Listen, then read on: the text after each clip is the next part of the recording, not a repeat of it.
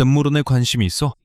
모르는 사람들을 위해 설명하자면 음모론이란 비밀단체나 권력 있는 사람들이 어떤 계획을 세우고 그것을 대중에게 숨기고 있다고 믿는 신념이야. 하지만 놀랍게도 실제로 사실로 밝혀진 음모론들도 있어. 그리고 이 영상에서 우리가 그것을 알아볼 거야.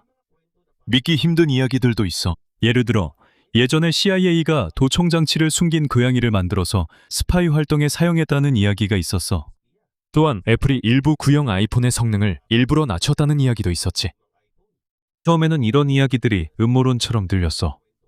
하지만 문서와 분석 결과가 공개되면서 이 중 일부가 사실이라는 것이 드러났지. 냉전 시대로 돌아가 보자. 이 시기는 미국과 소련이 비밀 정보를 얻기 위해 치열하게 경쟁하던 시기였어. 스파이들의 일은 매우 위험했어. 요원이 잡히면 감옥에 가거나 죽임을 당할 수도 있었어. 그래서 CIA는 사람이 직접 가까이 가지 않고도 비밀 대화를 엿들을 수 있는 다른 방법을 생각해냈지. 1964년에 CIA는 고양이를 사용해보려고 했어. 그 프로젝트는 어쿠스티키티라고 불렸어. 계획은 고양이에게 작은 마이크와 송신기를 다는 거였지. 고양이가 사람들에게 다가가면 몸에 있는 장치가 그들의 대화를 들을 수 있었지. 이론상으로는 좋은 아이디어였어. 밖에서 돌아다니는 고양이를 보는 건 평범한 일이니까 사람들은 고양이를 쉽게 의심하지 않아. 하지만 아주 단순한 문제가 있었지. 고양이에게 어디로 가라고 시키는 건 쉽지 않아. 실험에서는 고양이가 자기가 가고 싶은 곳으로만 갔지. 기기가 제대로 작동해도 CIA는 고양이가 정확한 시간에 정확한 사람에게 다가갈 거라고 기대할 수 없었어. 그래서 1902년에 이 프로젝트는 중단됐지. 1967년 어쿠스티키티는 실제 스파이 임무에 사용되지 않았어. 유명한 이야기로는 고양이를 소련 대사관 근처에 풀어줬는데 바로 택시에 치였다는 얘기도 있어. 하지만 CIA에 따르면 그 이야기는 사실이 아니야. 스파이캣 프로젝트 자체는 진짜였어. 하지만 이와 관련해서 퍼진 모든 이야기가 사실은 아니야. 그리고 CIA는 기이한 스파이 기술 개발을 멈추지 않았어. 1970년대에는 CIA가 잠자리처럼 생긴 작은 비행장치를 만들었어. 이 장치는 인섹터 터터라고 불렸고 아주 작은 드론과 같았어. 목표는 이걸 목표물 근처에 날려보내서 대화를 몰래 듣는 거였지. 쉽게 들키지 않으면서 말이야. 이 장치는 날 수는 있었지만 너무 가벼웠어. 바람이 조금만 세게 불어도 방향을 잃어버렸지. 그래서 인섹토콥터는 실제 스파이 임무에는 실용적이지 않았어. 이 두 프로젝트는 때때로 허구처럼 들리는 이야기에도 실제로 근거가 있다는 걸 보여줘. 몇십 년이 지난 후 애플에 대한 또 다른 의혹이 퍼지기 시작했어. 많은 아이폰 사용자들이 자신의 오래된 폰의 성능이 떨어지는 것 같다고 느꼈지? 이 때문에 일부 사람들은 애플이 일부러 오래된 아이폰의 성능을 낮춰서 고객들이 새 모델을 사게 만드는 게 아닐까 생각하게 됐어. 오랫동안 명확한 답이 없었어. 하지만 2017년 12월 직벤치의 존 풀이 여러 아이폰의 성능을 분석했지. 그는 오래되었거나 약해진 배터리를 가진 일부 오래된 아이폰이 더 느려진다는 것을 알아챘어. 배터리를 교체하면 폰 성능이 다시 빨라질 수도 있지. 얼마 지나지 않아 애플은 배터리가 약해진 일부 아이폰의 최대 성능을 줄이기 위해 실제로 소프트웨어를 사용하고 있다고 인정했어. 하지만 애플은 이렇게 한 데에는 이유가 있다고 말했어. 배터리가 오래될수록 갑자기 큰 전력을 공급하는 능력이 약해지거든. 배터리가 휴대폰이 필요한 전력을 공급하지 못하면 아이폰이 갑자기 꺼질 수 있어. 이런 갑작스러운 셧다운을 줄이기 위해 소프트웨어가 몇몇 상황에서 프로세서가 사용하는 전력을 줄여. 마치 오래된 배터리로 작동하는 장난감과 비슷하다고 생각하면 돼. 배터리가 새로울 때는 장난감을 빠르게 움직일 수 있어. 하지만 배터리가 약해지면 많은 전력을 필요로 할 때 장난감이 갑자기 멈출 수도 있어. 그래서 아이폰에서는 소프트웨어가 먼저 성능을 낮춰 폰이 갑자기 꺼지지 않게 하려고 말이야. 큰 문제는 몇몇 아이폰이 느려진 것만이 아니야. 많은 고객들이 처음에는 애플이 이런 조치를 한다는 사실을 명확하게 알지 못해서 화가 났어. 사용자는 새 폰을 사야 한다고 생각할 수도 있어. 하지만 실제 문제는 배터리가 오래돼서 그런 걸 수도 있지. 논란이 있은 후에 애플은 아이폰의 배터리 상태에 대해 더 명확하게 설명하게 됐어. 배터리 성능 상태에서 사용자는 이제 배터리가 약해졌는지 확인할 수 있어. 그리고 그로 인해 폰의 성능이 영향을 받았는지도 알 수 있지. 배터리를 교체하면 더 좋은 성능을 되찾는 데 도움이 될 수도 있어. 그래서 이 두 가지 이야기에서 중요한 교훈이 있어. CIA가 고양이를 스파이 장치로 만들려고 했던 건 사실이야. 그리고 애플이 배터리가 약해진 일부 아이폰의 성능을 낮춘 것도 사실이야. 그리고 또 하나가 있어. 다음 이야기는 미국에서 가장 유명한 안전 스캔들 중 하나가 된 자동차에 관한 거야. 이게 바로 포드 핀토야. 1970년대 초반, 포드는 수입차들과 경쟁할 수 있는 작고 저렴한 자동차를 만들고 싶었어. 그래서 핀토를 만든 거지. 이 차는 빠르게 인기를 끌었고 많은 미국인들이 이 차를 샀어. 하지만 핀토가 도로에 많아지면서 심각한 문제가 드러났지. 일부 핀토가 뒤에서 세게 충돌당하면 연료 탱크가 손상돼서 휘발유가 새어나올 수 있었어. 불꽃이 튀면 차량에 불이 붙을 수 있었지. 핀토의 연료 탱크는 뒷바퀴 축 뒤쪽, 차량의 뒤쪽 가까이에 있었어. 일부 충돌에서는 차량 하부의 다른 부품에 연료 탱크가 맞을 수도 있었어. 그래서 화재로 이어진 사고들이 있었고 그로 인해 사람들이 사망하거나 심하게 다친 경우도 있었지. 결국 미국 정부가 이 문제를 조사하기 시작했어. 1978년에 안전규제당국은 핀토의 연료 시스템에 문제가 있어서 뒤에서 충돌할 경우 휘발유가 대량으로 새어나올 수 있다고 밝혔어. 포드는 약 150만 대의 포드 핀토와 머큐리 보브캣을 리콜해서 문제를 고치기로 동의했어. 그런데 여기서 더 충격적인 이야기가 퍼지기 시작했지. 포드는 핀토가 위험하다는 사실을 알고 있었지만 모든 차량을 고치는 것보다 사망자나 부상자에게 보상하는 게 더 싸다고 판단해서 수리를 하지 않기로 했다는 이야기가 있었어. 의처로 포드가 안전 개선 비용과 잠재적인 사망 및 부상에 대한 비용을 비교한 공식 문서가 있었어. 포드 핀토에는 정말 심각한 안전 문제가 있었고 결국 대규모 리콜로 이어졌지. 하지만 포드가 돈을 사람들의 생명보다 직접적으로 선택했다는 유명한 이야기는 너무 단순화된 거야. 포드가 실제로 비용 분석을 하긴 했지만 그렇다고 해서 포드가 일부러 돈을 아끼려고 핀토를 고치지 않기로 결정했다는 뜻은 아니야. 실제로 일어난 일은 훨씬 더 복잡해. 가장 큰 문제는 포드가 안전 문제를 완전히 해결하기도 전에 이미 엄청나게 많은 핀토를 판매했다는 거야. 그래서 핀토 사건은 제품이 기본적인 안전 규정을 통과하는 것만으로는 충분하지 않다는 걸 보여줬어. 회사는 제품이 정말로 안전하게 사용될 수 있는지도 반드시 확인해야 해. 심각한 위험이 드러나면 그걸 신속하게 조사하고 해결하는 게 회사의 책임이야. 그리고 이제 자동차 이야기가 끝났으니 이번에는 음식으로 넘어가 보자. 많은 사람들이 지방만이 심장질환의 주된 원인이라고 믿었어. 하지만 나중에 오래된 문서들이 공개되면서 설탕 산업에 거대한 단체가 있다는 사실이 드러났지. 설탕과 심장질환에 관한 연구를 조용히 지원했던 거야. 1960년대에는 심장질환의 원인에 대해 과학자들 사이에서 큰 논쟁이 있었지. 포화 지방을 주목하는 연구자들도 있었고 또 다른 이들은 과도한 설탕 섭취가 큰 영향을 미치는지 연구하고 있었어. 이건 설탕 산업에 매우 중요한 일이었지. 만약 대중이 과도한 설탕이 심장에 해롭다고 믿게 된다면 달콤한 음식과 음료의 판매가 줄어들 수 있었지. 1965년에 설탕연구재단은 설탕 산업이 지원하는 단체인 슈거 리서치 파운데이션은 하버드의 과학자들에게 설탕에 관한 리뷰를 작성해달라고 돈을 지불했어. 지방과 심장질환에 대해서도 말이야. 그 리뷰는 새로운 실험이 아니었어. 이미 다른 과학자들이 했던 연구들을 분석해서 그걸 바탕으로 결론을 내린 거지. 문제는 설탕업계의 회사들이 그 연구에 돈을 댔다는 사실을 대중에게 알리지 않았다는 거야. 그 당시에는 누가 연구를 지원했는지 밝히는 규정이 지금처럼 엄격하지 않았어. 그리고 그들의 연구 결과는 1967년에 발표됐지. 그리고 여기서 그들은 포화 지방이 심장병의 주요 원인이라고 더 강조했어. 그들에 따르면 설탕이 이 질병에 미치는 영향과 증거는 훨씬 적다고 했지.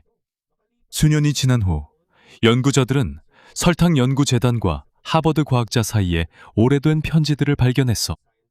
문서들은 설탕업계가 그 연구에 자금을 댔다는 것을 보여줬어. 그들은 연구자들이 사용하길 원하는 연구 자료도 제공했고 논문이 대중에게 공개되기 전에 초안도 미리 봤어. 그리고 2016년에 캘리포니아 대학교 샌프란시스코 캠퍼스의 연구자들이 이 오래된 문서들에 대한 그들의 분석을 발표했어. 연구자들이 발견한 것은 설탕 산업이 지방보다 설탕에 대한 비난이 덜 가가도록 도왔을 수도 있다는 거야. 하지만 이게 포화 지방이 안전하고 설탕만 나쁘다는 뜻은 아니야. 둘 다 너무 많으면 줄여야 해. 중요한 점은 설탕 산업이 연구에 돈을 댔다는 사실이 대중에게 명확하게 알려지지 않았다는 거야. 그래서 사람들이 연구 결과로 이익을 보는 사업체가 있다는 걸 모르는 거지. 이런 점에서 누가 연구에 자금을 댔는지 아는 게 왜 중요한지 알 수 있어. 대학교나 과학자가 유명하다고 해서 충분하지 않아. 누가 돈을 댔는지, 그리고 연구가 어떻게 진행됐는지도 분명해야 해. 처음 들으면 마치 공상과학 이야기 같은 또 다른 이야기가 있어. 정부가 날씨를 조종할 수 있다고들 하지. 하지만 사실 어느 정부도 원하는 대로 전체 날씨를 바꿀 수는 없어. 하지만 구름에서 비를 더 내리게 하려고 시도하는 기술이 있어. 이걸 인공강우이라고 해. 그리고 미국이 실제로 군사작전의 일환으로 이 기술을 사용한 적도 있어. 베트남 전쟁 때 호치민 트레일은 미국에게 큰 문제였어. 이건 단순한 도로가 아니었지.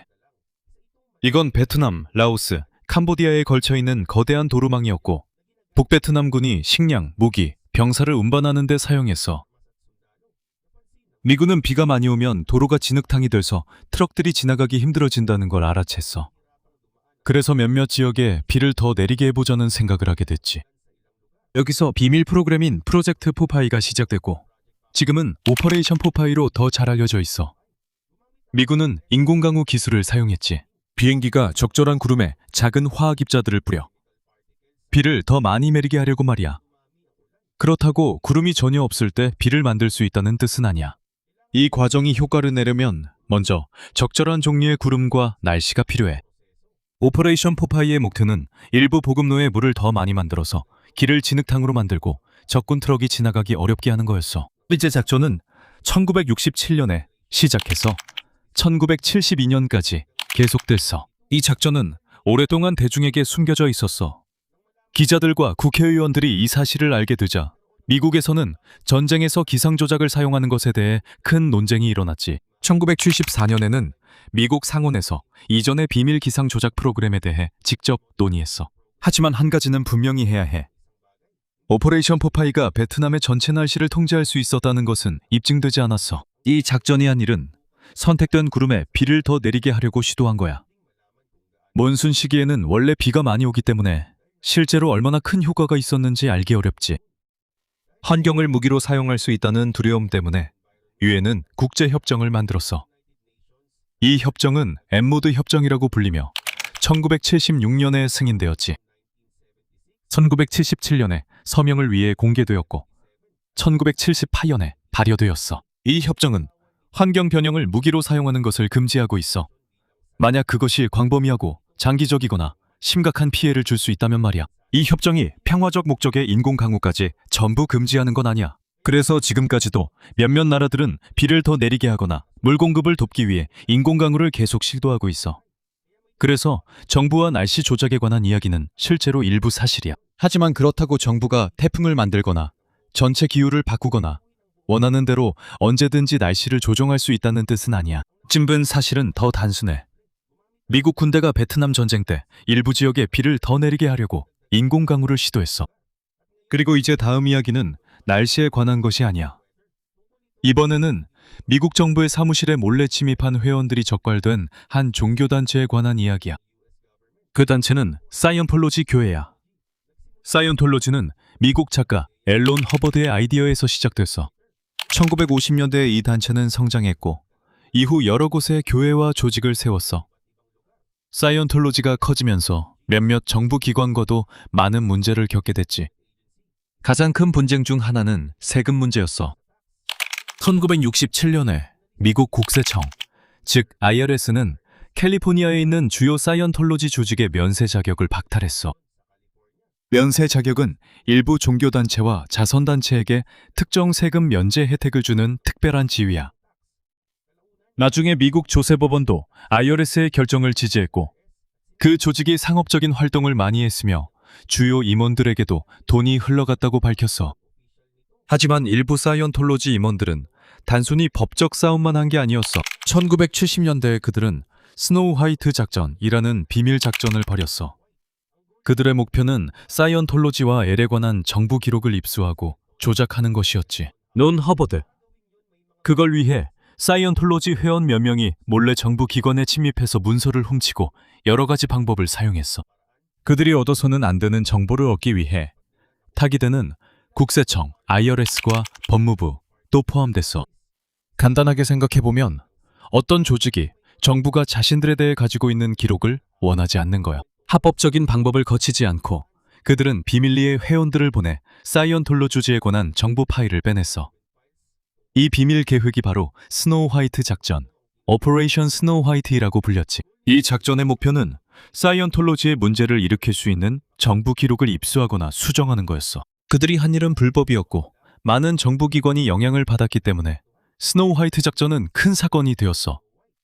1976년에 2명의 사이언톨로지 회원이 정부 문서를 얻기 위해 도용 신분증을 사용하다가 적발됐어. 그 일로 인해 수사가 더 깊어졌어. 1977년 10월 FBI가 여러 사이언톨로지 사무실을 급습해서 비밀 작전에 관한 엄청나게 많은 문서를 확보했지. 이 기록들은 가디언스 오피스가 얼마나 광범위하게 활동했는지 보여주는 데 도움이 됐어. 가디언스 오피스는 그 당시 사이언톨로지에서 정보 수집과 법적 문제를 담당하던 부서였지. 결국 사이언톨로지의 고위 관계자 11명이 정부 문서 절도와 관련된 사건으로 유죄 판결을 받았어. 수사에 개입하고 다른 불법 행위들도 있었지. 여기에는 메리수 허버드, 론 허버드의 아내이자 당시 조직의 최고위 관계자 중 한 명도 포함됐어. 여기에는 메리수 허버드, 그리고 당시 조직의 최고위 관계자 중 한 명도 포함됐어. 그녀는 기소되지 않은 공모자로 언급되었지만 이는 검찰이 음모를 설명할 때 그녀를 포함시켰다는 뜻이지. 실제로 피고인으로 법정에 세우지는 않았다는 거야. 그래서 실제로 일어난 일은 사이언톨로지가 미국 정부를 조종했다는 단순한 이야기가 아니야. 그들이 정부를 운영한 건 아니었어. 입증된 사실은 사이언톨로지 관계자들과 회원들이 정부 기관에 침투해서 문서를 빼내기 위한 비밀 작전을 벌였다는 거야. 그건 큰 차이야. 불법 침투는 사실이지만 사이언톨로지가 미국 정부 전체를 장악했다는 증거는 없어. 이제 또 다른 유명한 이야기로 넘어가 보자. 권력자들과 관련된 이야기야. 캘리포니아에는 보헤미안 클럽이라는 사설 클럽이 있어. 1872년에 샌프란시스코에서 설립됐지. 처음에는 작가, 예술가, 언론인들의 사교 클럽으로 알려졌어. 하지만 시간이 지나면서 많은 사업가, 변호사, 정치 지도자들도 가입하게 됐지. 나중에는 북부 캘리포니아의 레드우드 숲에 클럽의 대형 사유지를 갖게 됐어. 그곳을 보헤미안 그로브라고 불렀지. 여름마다 회원들과 초대받은 손님들이 그곳에 모여서 몇 주 동안 리트릿을 가지지. 시간이 지나면서 그로브에는 전직 미국 대통령, 정부 관리, 그리고 대기업 사업가들이 참석했어. 그곳은 사적인 장소이고 기자들이 쉽게 들어갈 수 없기 때문에 이곳에 대해 많은 음모론이 생겨났어. 가장 자주 언급되는 것 중 하나는 크레메이션 오브 케어 이라고 불리는 독특한 의식이야. 이 의식에서는 거대한 의상, 음악, 그리고 커다란 부엉이 조각상이 등장해. 또한 상징적인 인물을 들고 오는데 이는 케어, 즉 평범한 삶의 문제와 스트레스를 의미해. 의식의 마지막에는 그 인물을 불태우는데 이는 리트릿에 있는 동안 잠시 문제들을 내려놓는다는 상징이야. 의식의 모습이 독특하기 때문에 더 깊거나 초자연적인 의미가 있다고 쉽게 생각할 수 있어. 하지만 이용 가능한 증거들은 이것이 클럽의 연극적인 전통일 뿐이며 인신공양이나 다른 초자연적인 행위의 증거는 아니라는 것을 보여줘. 1989년 기자 필립 와이스가 보헤미안 그로브에 들어가서 자신이 본 것을 스파이 매거진에 썼어. 그는 그곳의 유력한 인사들, 연설, 사교 모임, 그리고 독특한 전통들을 묘사했어. 이로 인해 더 많은 사람들이 정말로 모든 권력 있는 남성들의 비공개 모임이 있다는 걸 알게 됐어. 하지만 여기서 조심해야 해. 보헤미안 그로브가 실제로 존재하는 건 사실이야. 실제로 권력 있는 정치인들과 사업가들이 참석하는 것도 사실이야. 크리메이션 오브 케어 의식도 진짜로 있어. 하지만 이 그룹이 비밀리에 대통령을 선출한다는 확실한 증거는 없어. 전쟁을 일으키거나 전 세계를 조종한다는 것도 마찬가지야. 권력 있는 사람들이 한자리에 모이면 중요한 대화가 오갈 가능성은 있어. 하지만 그들이 모든 일을 비밀리에 결정한다고 말하는 건 또 다른 이야기야. 이 세 가지 이야기에서 중요한 교훈은 같아. 진짜 비밀 프로젝트나 불법 작전, 혹은 실제로 비공개 모임이 있기 때문에 음모론이 시작되는 경우가 있어. 하지만 이야기가 퍼지면 종종 명확한 증거가 없는 주장들이 추가되는 경우가 많아. 진실을 알기 위한 가장 좋은 방법은 바로 믿지도, 바로 비웃지도 않는 거야. 먼저 문서, 법원 기록, 그리고 다른 증거들을 확인해봐. Dahil minsan, ang 이야기의 일부는 실제로 일어난 일이야. 하지만 때로는 실제 사건이 그 주위에 만들어진 음모론보다 훨씬 더 단순한 경우도 있어. 오랫동안 음모론처럼 여겨졌던 또 다른 실제 사건은 MK 울트라야. 냉전 시절 미국은 소련과 중국이 사람들의 마음을 조종하거나 통제할 수 있는 방법을 가지고 있을까봐 두려워했어. 그래서 1953년에 CIA는 MK울트라라는 비밀 프로그램을 시작했어. CIA의 목표는 약물과 다른 방법들을 사용해서 사람의 행동, 기억, 그리고 사고방식을 바꿀 수 있는지 연구하는 거였어. 그들이 가장 많이 사용한 약물 중 하나는 LSD였어. LSD는 강력한 환각제로 사람의 시각, 청각, 감각을 변화시킬 수 있는 약물이야. 큰 문제는 어떤 실험들은 실험에 참여하고 있다는 사실조차 모르는 사람들에게 행해졌다는 거야. 몇몇 사람들은 자신도 모르게 LSD를 투여받았어. 병원, 대학, 그리고 다른 장소에서도 CIA 자금으로 실험이 진행됐지. 몇몇 경우에는 실험에 참여한 사람들이 실제로 누가 연구를 주도하는지조차 몰랐어. 예를 들어 누군가가 너에게 음료를 줬는데 그 안에 강력한 약물이 들어있다는 사실을 말해주지 않는 상황을 상상해봐. 그 다음에 연구자들은 네 행동과 사고방식이 어떻게 변하는지 관찰했지. MK울트라의 일부에서는 이런 식으로 윤리적인 문제가 정말 심각했어. 이건 단순한 과학 실험이 아니었어. 왜냐하면 명확한 동의를 하지 않은 사람들이 있었기 때문이야. 1970년대에 이 비밀 프로그램이 드러나기 시작했지. 조사는 더 어려워졌어. 왜냐하면 1973년에 전 CIA 국장 리처드 헬름스가 MK울트라 관련 기록들을 많이 파기하라고 지시했거든. 하지만 일부 재정 관련 문서들은 파기되지 않았어. 그래서 조사관들은 여전히 많은 하위 프로젝트에 대한 증거를 찾을 수 있었지. 1977년에 미국 상원에서 MK울트라에 관한 청문회가 열렸어. 이 청문회를 통해 대중은 CIA가 인간 행동 변화를 연구하기 위해 비밀 실험을 실제로 사용했다는 사실을 더 명확하게 알게 되었어. 하지만 한 가지는 분명히 해야 해. CIA가 리모컨처럼 사람의 생각을 정확하게 조종할 수 있는 기계나 약을 만들었다는 것은 증명되지 않았어. 증된 것은 CIA가 실제로 비밀 실험을 했다는 거야. 약물과 다른 방법을 사용해서 이런 종류의 통제가 가능한지 알아보려고 시도했다는 거지. 그래서 이야기의 진짜 부분은 CIA가 마인드 컨트롤 무기를 만들지 못했다는 거야. 진짜로 일어난 일은 그들이 실제로 사람의 생각과 행동을 조종할 방법을 찾으려고 했고 실험에 참여한 사람들이 모르게 테스트를 진행했다는 거야. 두 번째 이야기는 더 심각한데 거의 40년 동안 계속됐기 때문이야. 이것이 바로 미국에서 있었던 터스키기 매독 연구야. 1932년에 미국 공중보건국이 엘라베마주 메이컨 카운티에서 이 연구를 시작했어. 연구자들은 매독을 치료하지 않았을 때 몸에 어떤 일이 일어나는지 연구하고 싶었어. 매독은 방치하면 몸에 심각한 문제를 일으킬 수 있는 감염이야. 6명이 방치됐어. 600명의 흑인 남성 이 연구에 참여했어. 399명은 매독에 감염되어 있었고 201명은 감염되지 않았어. 많은 남성들이 가난한 농장 노동자였어.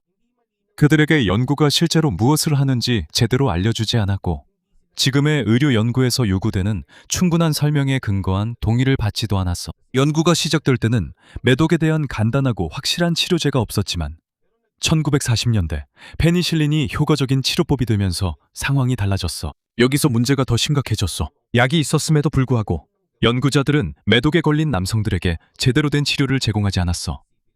그들은 계속해서 어떤 일이 일어나는지 지켜보고 싶었기 때문이야. 병을 치료하지 않으면 간단하게 생각해보자. 마치 의사가 내 병에 대한 약이 있다는 걸 알면서도 얼마나 심해지는지 관찰하고 싶어서 약을 주지 않는 것과 같아. 남자들에게 매독에 걸렸다는 사실도 명확하게 말해주지 않았어. 수년 동안 연구가 계속되는 동안 참가자들 중 일부는 병이 더 심해졌지. 아내들도 감염됐고 감염된 채로 태어난 아이들도 있었어. 1972년에 이 사실이 대중에게 알려졌고 그 후 언론에 이 이야기가 보도됐지. 엄청난 분노와 조사가 이어졌어. 40년 만에 그 연구는 중단됐지. 이 스캔들은 미국이 의학 연구에 참여하는 사람들을 보호하기 위한 규정을 더 강화하게 된 가장 중요한 이유 중 하나가 되었어. 1974년에 국가연구법이 시행됐어. 나중에는 충분한 설명에 근거한 동의와 연구 참가자의 권리에 대한 더 명확한 규정도 만들어졌어. 그래서 터스키기 이야기는 정부가 만든 비밀 질병에 관한 것이 아니야. 이것도 연구에 참여한 남성들에게 일부러 매독을 감염시킨 이야기가 아니야. 그들 대부분은 연구에 참여하기 전에 이미 매독에 걸려 있었어. 진짜 스캔들은 연구자들이 남성들이 병에 걸렸다는 걸 알면서도 연구에 대해 제대로 설명하지 않았고 효과적인 치료법이 있었음에도 불구하고 치료를 제공하지 않았다는 거야. 감사합니다.